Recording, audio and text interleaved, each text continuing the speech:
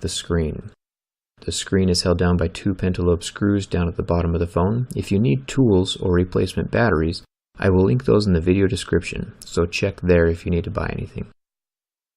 I'm going to lift up on the screen with a suction cup, and that will allow me to slip my pry tool between the screen and the frame. I want to pry up only on the frame of the screen and the frame of the phone. That way I don't cause any damage to the screen because it is very, very fragile, so be very careful with it.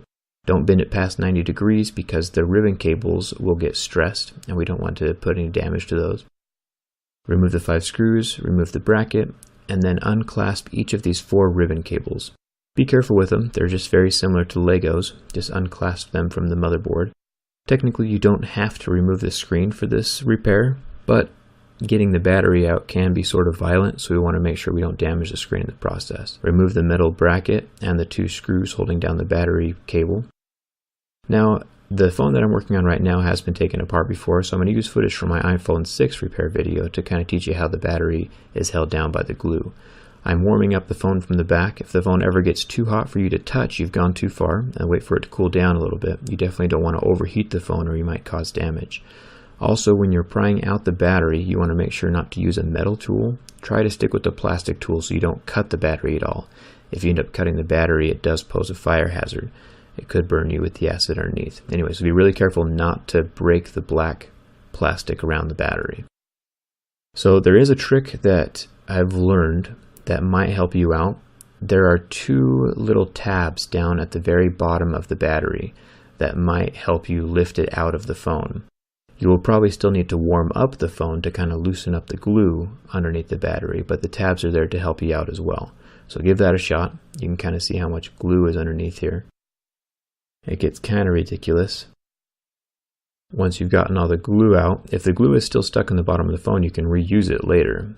If not, you want to put in some of the black tape, and make sure to avoid damaging the ribbon cables up around the top edge of the phone.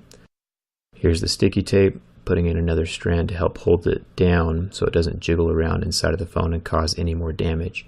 Clip the battery back into place, get that metal bracket over the top, get those 2 screws back in, and here's the screen. Be very careful as you're kind of putting this back down. Remember, treat them kind of like Legos.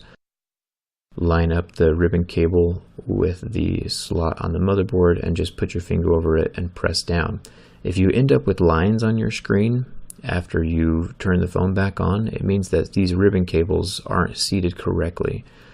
So lift up the screen, pop off the ribbon cables, put them back on, reconnect them, make sure they're clipped on good, and that should get rid of your lines issue. Right now the phone is on with the screen still up, just making sure there's no lines or anything.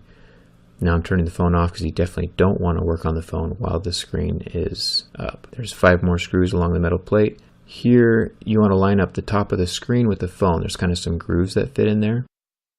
Once the grooves are flush with the phone, you can just run your hands down the side of the phone and press the screen down into the metal frame.